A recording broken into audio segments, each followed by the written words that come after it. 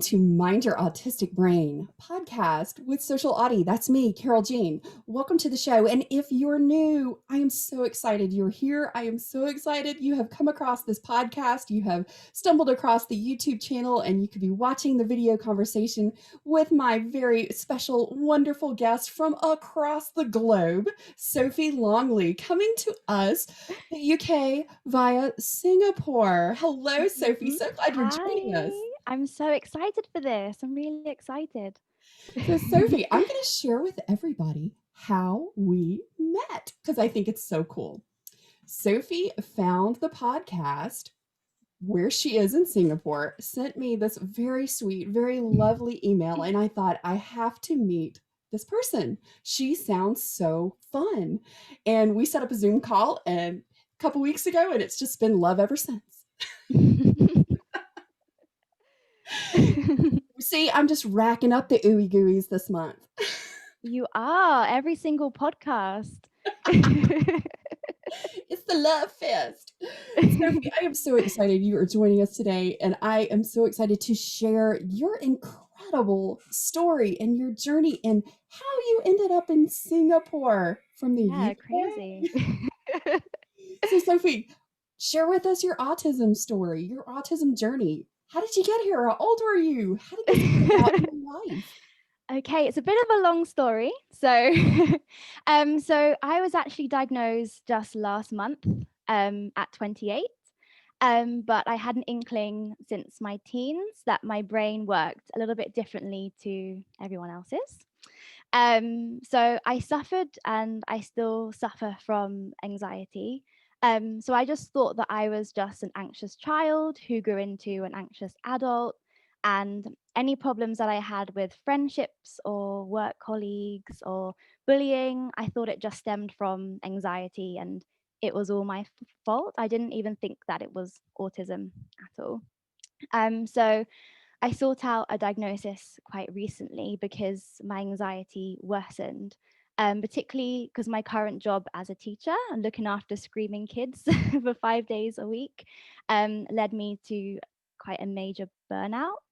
And myself and my partner also noticed lots of sensory triggers as well that I was experiencing. So being sensitive to loud noises, wanting to lock myself in a room in the dark in complete silence. And this just got worse as I got more and more burnt out. So at the same time, coincidentally, I came across a book in the library by Janera Nuremberg. I'm not quite sure if you've heard of her, but she writes the book, The Divergent Mind, Thriving in a World That Wasn't Designed for You.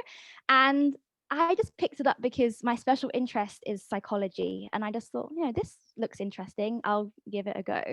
And I was reading it and came across the term neurodiversity.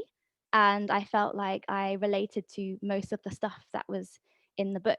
And then as I read on, there was a chapter on female autism, and I read it and I just burst into tears because finally there was someone writing about my experience and I wasn't an alien. It was true, and there were people like me in the world, and I couldn't believe it. So and it also kind of validated the trauma that I experienced at school and in the workplace as well. So I put the book down, and then my inner psychologist just came out, and I wanted to research everything about autism. And I spent about 3 hours on Google just researching away all of the traits, and I ticked all the boxes.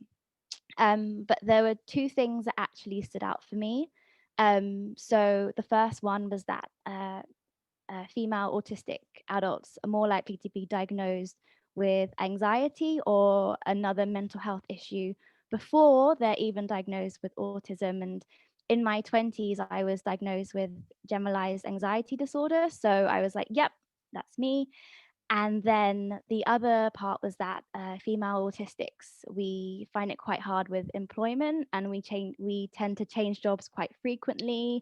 And I think since I graduated, I've had about 6 or 7 jobs, and I found it just really hard to hold down a job. And I will talk about more about that later. But those two kind of traits spurred me on to seek out a diagnosis. And obviously at the time I was in Singapore and I had no idea how to navigate the private healthcare system of Singapore to try and get a diagnosis, because obviously I'm from the UK and I was familiar with the free National Health Service and being able to get a diagnosis for free. And suddenly I was in a foreign country, not really knowing how to get a diagnosis. So, So um, how did that come about, Sophie? I think that is yeah. a really interesting thing because so many people are trying to navigate systems and trying Mm, to figure out how to go through that process. What was your mm. experience and sort of what did you find? Well, I powered through and I contacted just a couple of psychiatrists from Google who are based in Singapore, and all of them said that adults don't have autism, so we cannot test you. Um, I actually called up, and one of them thought I was a parent calling on behalf of my autistic child because they were confused as to why I wanted a test. Um, there were also psychiatrists and psychologists who openly said, I'm not trained to diagnose adults, so sorry, can't help you. And the last thing was that my health insurance didn't even cover autism diagnosis. So I was just at a point where I was so eager to do the work, and then it was a big block. And then no one was there to help And you. nobody was You're there, like, but I'm luckily ready. I'm at the starting line. Would I somebody was fire the gun there. so I can go, please? And by that time I convinced myself that I was autistic, you know, and I just needed that validation. But luckily I found an Irish psychologist who was trained in the UK based in Singapore. So he Oh my actually, goodness. How yeah, fortunate was that? I know. And luckily he actually specialized in diagnosing autistic adults. And on the phone he said, I'm aware of how females present autism anyway, so To try sort of not to put fuss. that worry to bed early. Yeah, yeah, Yeah. and about the masking and stuff, because I'm pretty good at masking, so I was worried about going in there and convincing him that I was neurotypical. So, um, the actual diagnosis was not too bad. It went quite smoothly, and he gave the two tests, so the EQ test for empathy and the ADOS test. But the toughest part was actually trying to convince my 65-year-old mum that I had autism and she needed to provide some background on my childhood. And I know that's quite a common theme. And I think somebody was speaking on your podcast about getting that information from her mother too. So Yes. it's a struggle.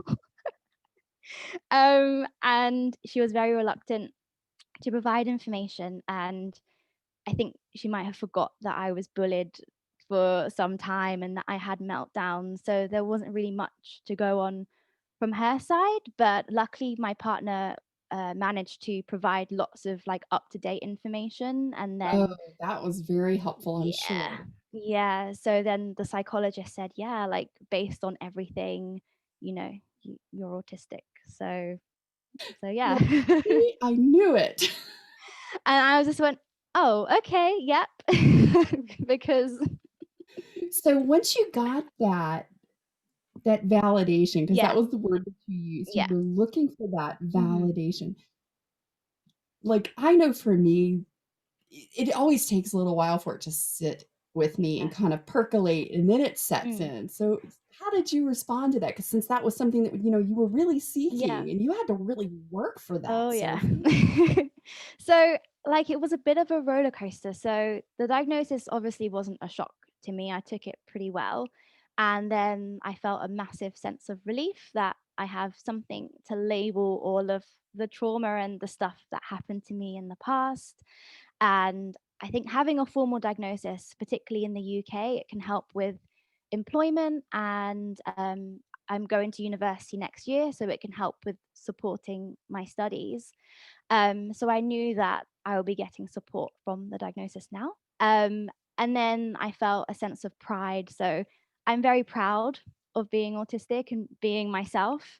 And I became quite vocal on social media, and I was joining your group and a couple of other groups and messaging people. And I even opened up a conversation in my workplace about autism because we have some autistic Ooh. children, and I just didn't like some of the language that my colleagues were using to describe autistic students. So I sent a couple of resources on WhatsApp to them and opened up a conversation. And I also discussed it at the gym as well with my trainers. So I started to open up some conversations about autism. Oh, I But love then, that, Sophie. I love yeah, it. And it was so funny because my friend Maisie and I had a yeah, conversation here on the podcast a couple weeks ago, and we were talking about, sharing your autism mm, identification. And we both said, I think we all start with strangers because it's easier to just tell a complete and total stranger. oh And yeah, then I you found sort that of out now. actually practice, right? You sort of work up to the really Yeah, close relationships. Did you yeah. find that you did that too? Yeah, I did. I came out to people just on Instagram that I was following, and I was like, "Hey, I got my diagnosis," and they were like, "Oh, cool." And then I was like, I have to kind of tell colleagues now because I they need to know. And so yeah, but then after the initial high, one morning I decided just with a cup of tea just to read through the report by myself, and then after Oh, I read goodness. through it, yeah, all of the bad things about what I was, what I was coping with kind of came out, and all my deficits and all of the stuff that the psychologist said I could not do. And after reading that, I just felt like I know I wasn't good enough, or those kind of insecurities come about. But I know that's the type of language they have to use in the reports. It's not the psychologist telling me that I'm deficient in stuff. It's just the medical model and the language of that. And I've just accepted that. And I'm just proud. I'm just proud. That's it. Sophie, I love that you bring that up, 'cause that was something that Julia and I talked about Mm, in episode 2, yeah. that yeah, and I love it because she's like, "Look, you have got to be really tough. You've gotta be resilient." And as late identified, we are pretty darn gritty and Oh, resilient. yeah. And you have to have that because, when you get a report on your child, it's not you're reading about, it's your child. So there's a Yeah. little bit of that disconnect. But when you read Mm, that report about yourself, and mm, all it's telling you are all the challenges and the struggles and the things that you can't do very well, or things that are going to be a hard challenge for you, it really does feel like somebody just let all the air out of your fun bubble. yeah. And it takes a minute, you really Yeah. do. And I think that's what's so important about, as late identified, when we do have that opportunity to receive a diagnosis or an identification, because sometimes that's needed. Not everybody does, but sometimes it's needed. Yeah. And when you do, because of the way it's structured and medicalized, it is a negative bias in the sense that it doesn't tell you all the amazing things that, Yeah. because your brain is wired differently, you do better than anybody else. And that's sort of Exactly. part of what's so beautiful, and what I really encourage in Mind Your Autistic Brain is for people to really take the time to notice and be appreciative of the amazing things that they can do and what they do better than everybody else, and how they do Yeah. it differently from other people, because that's really the special thing.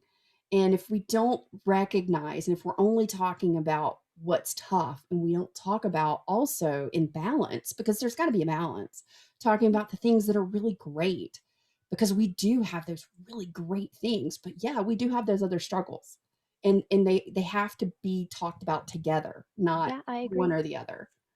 And I think they should change how the report is written. Hopefully, one day, when I'm Let's a let's not look psychologist too far. myself and I can rewrite it for us. Yes, that is exactly what we're counting on you to do, future Dr. Sophie Longley. Okay, so what has been the best thing that you've learned about yourself as an autistic person? Okay, so I basically learned that I've had many strengths as an autistic person, and I'm going to use those strengths to help others. And so, as you mentioned, I've learned that I'm very resilient. I've been fired from 3 jobs. I've had to change careers quite drastically, move countries quite quickly, and kind of manage depression and anxiety as well. And it's just made me more determined to just make sure that um, I help other autistic people, and also that I don't experience that kind of trauma and struggle again. And I've also learned that having autism doesn't mean that we can't enjoy life, because I love traveling and different cultures. So obviously I moved to Korea, I moved to South Korea and to Singapore. And it was 4 years ago, quite soon, that I decided to move to Korea and to teach English there. And despite not having my routine and different food and a new language, which could be quite off-putting to autistic people, it was the best experience of my life. And I did all of that while being undiagnosed autistic. And I know a lot of neurotypical people who probably would be too scared to do that. So I've kind of learned that I can do things outside my comfort zone, and I can do the things that I want to do.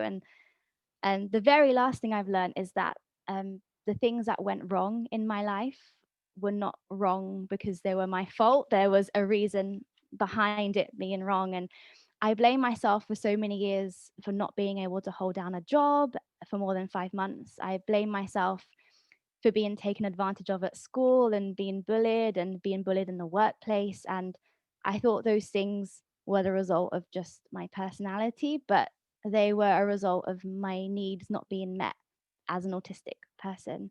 And I can just give myself a break now and like a pat on the back, and for not being able to do things that some neurotypicals can do, and for also being able to do things that I want to do.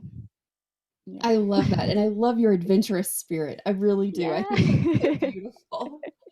So if those have been the best things, Yeah. what's been some of the hardest things or the most challenging parts of your autism journey? Okay. So, um, I mean, I would have to say employment as the biggest challenge. Because in my early 20s, I was actually working in public relations and communications, which you might think is a bit of an odd job for an autistic person, but I Not was at all. working. I was working in big corporate agencies in London, and it was a pretty like daunting job to have. And I experienced a lot of trauma from being in an open plan office with colleagues who would take advantage of me and bully me, and because they knew I was quite sensitive and I was a little bit different, so they knew that they could easily manipulate me. um, and one of the challenges were that I kept on being put on performance reviews. At every single job there was something kind of wrong, and I was under constant review. And there was feedback that I had like attitude problems and my organization and my time management, and I didn't like to socialize. And I was thinking, why is this happening in every job? Why can't I hold down a job? And um obviously I was undiagnosed at the time, so they didn't know that I had autism, and I didn't know. So it was just like I must be rubbish at jobs. And the more I tried to pass these really horrible performance reviews, I became just more burnt out, more depressed, and I just hated life. And because I got fired because of that, and it was just the most challenging thing. And I remember being called into the office by one of my bosses, and he said, how much money can I give you to leave this job, because we want you out? And I was Oh, like, wow. I don't understand. Like, I'm here on time. I try hard. I work overtime. What's going wrong? And I was just oblivious to what was going wrong. And That I had mean, to I be understand. devastating. Yeah, and I think I was 23, so like just out of university, and I, I didn't know what to do. And I realize now that I was underperforming in their eyes because I couldn't match what neurotypicals were doing in the workplace. Like, obviously my audio processing skills weren't as good because I'm autistic. And I just promised myself that I would never work in a corporate office again. Like, obviously, it doesn't play to my strengths as an autistic person. It just highlights all my weaknesses. So why put myself through that again. And as I spent the 4 years in Asia just reflecting on what I want from a career, and I know exactly the type of environment that I want to work in. I know that I want to help autistic people in employment. That's like the number one thing I want to do. And I want an employer who is aware of autism and someone who is open and who can work with me to create a career that I want, and promise myself that this will never ever happen again. I Yeah. think that is an incredible experience to have because you Mm. bring so much to the table to Mm. really open up that conversation Yeah. and to share your experiences. And because you've been through that and you've experienced what those roadblocks are, you're able to take that and turn it around and go, let's remove these and let's figure out Mm. how we can make this a place where another 23-year-old isn't being faced with, how can we pay you to get you out of this job? I mean, Yeah. oh my gosh, Yeah. Sophie, that just makes my heart hurt. And then there's another part of me that I'm like, well, buddy, I don't know that your paycheck and your checkbook's big enough. There's just sort of that, really? Right. And like, I didn't know how to, I wasn't as feisty as I am now. So when I was, I was like, okay, I'll just leave. But if I knew I I was think that's autistic, probably what I would have done too. yeah.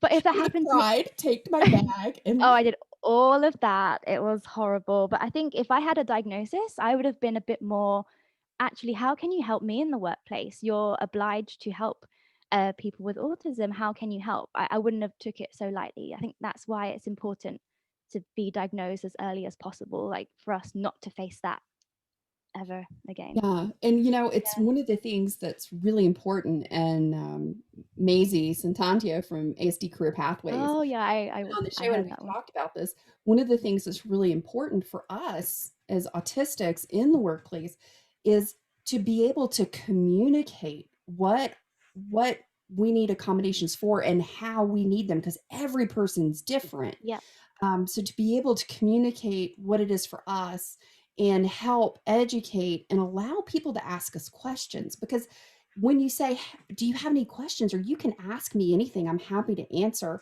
it really takes that pressure off for yeah, people to feel like they can't, or they have to tiptoe around it. Because when somebody doesn't know something about a subject, they're usually not going to say anything. yeah, That's just sort of the natural response for humans. It doesn't matter what you're neurotypical, neurodiverse, you're just kind of going to be quiet yeah, for the most part. And sometimes that can be perceived as someone not caring yeah. or not being interested. Hmm. And so to be able to open up that discussion and go, hey, I have challenges with light, and if it's really bright, so I Hmm. need to have just a particular task light, and that works really well for me in my office, and that type of thing. And so you can structure that out and say, do you have any questions for me? Or I need to be given all of my tasks at the beginning of the day, and not be brought things as I'm working, because that Mm. really stresses me out, and it stops what I'm doing, and it causes a break in my workflow. Yeah, But what we can do, and what would work, and let's figure out how to do it together, put in some break times where these are the appropriate times where I know I'm going to take a break. And if you've got something, this is a good time to add it, where it's not going to stop my workflow and really stress me out. Because yeah. I'm great as long as somebody isn't stacking stuff on my desk while I'm working. That just That's one of my so pet gets me. peeves. Oh. But I actually, because one of my colleagues, she follows me on Instagram and she saw all of the autism posts I was posting. She actually asked me in the workplace, so are you autistic? And she said, what's neurodivergence? I keep seeing it on your Instagram. And we had a really open conversation about it at work, and it was great. And she always asks me questions, and it's in such a nice, open and honest way, and I really appreciate that, and I wish I had that in my previous jobs. But yeah, she's been great, so it's good to have at least That's one ally wonderful. at work. Yeah, It really changes things. It it really does. does. Yeah. Just to have that knowledge about yourself, and then to have enough knowledge in the vocabulary, because you have to get comfortable with who you are as an autistic person, how you Mm, experience it in the world, and as you gain more language skills, because it's a particular vernacular that we mm, acquire when we talk about executive function and alexithymia, and all of those things that are specific to us. and be able to understand them and then be able to articulate and share that in some way. And that can be in lots of different ways because we all communicate differently. So it doesn't always have to be in spoken language, but written Yeah. language. And that's one of the things I want to segue into about my lovely guest, Sophie. Sophie Longley is also a writer and has written some fantastic articles, and she has a special segment coming out in the holiday survival guide. She's written an article called Why Shopping Malls Hurt Me. And this is the perfect time of year because we all know crowds, people, lights, sensory overwhelm. And Sophie is sharing her insights and some wonderful things about shopping malls and how they hurt her. So we'll have that included in the holiday guide. Make sure you check it out. Sophie, final question. What is the one bit of information or a specific tip that you want to share with other autistics listening today to know as they are beginning their autism journey? Okay, so what I've learned is that we need to know what our needs are and to just be able to communicate them with people. And I think because we've been late diagnosed, we've probably had people tell us that our needs before were unreasonable or we were being difficult with our needs. And we go along life masking and completely ignoring our needs. So I think now's the time to just find out what they are and embrace them. So if you want to spend 2 days by yourself researching your special interest, do it. You shouldn't have to explain or to give an excuse, and make that a non-negotiable priority for you. And I know that one of mine is making sure I go to the gym 3 days a week. So I'm actually intermediate level Muay Thai practitioner as well. So I do a bit of Muay Thai and boxing and yoga. So those types of things like I have to do, and nothing gets in the way of them. And another thing is that, it's going to get harder to communicate your needs, but it might be harder communicating them to the people that's closer to you. But I think if they understood and they care about you, then I think they'll be okay. And as long as you explain why you need those things, that they're important to you, then that's all that matters. Yeah. Sophie, those are beautiful, beautiful tips. I love them. And I think that that is so important to set up some of those non negotiables. Yeah. I think that we spend so much of our lives giving away these little pieces because we have been told, hey, you're not doing that right, or you're not, that's not the right way to do it, or, that's just not good enough. And we begin to set those things aside. And I think one of the wonderful parts of this journey when you've become identified and you know your reason why and you understand yourself better is reclaiming those parts of ourselves that really matter, the things that are really bring joy to our lives, and make those a non-negotiable. I love that. I think that's so wonderful. If you have loved this podcast and you have enjoyed listening and getting to know Sophie Longley, you can check her out on Instagram. She's Sophie Longley 28, and I'll have that in the show notes below. And she also is a writer and has published articles on Medium, and I'll have a link to those below. And be sure you get a copy of the Mind Your Autistic Brain Holiday Survival Guide for Autistics to make sure you have got all of the tools and tips that you need this holiday season. Sophie, thank you so much for joining me today. You are a Thank wonderful and you. lovely guest. I have loved it. Thank you so much. And we'll see you guys next week. Have a wonderful Christmas holiday.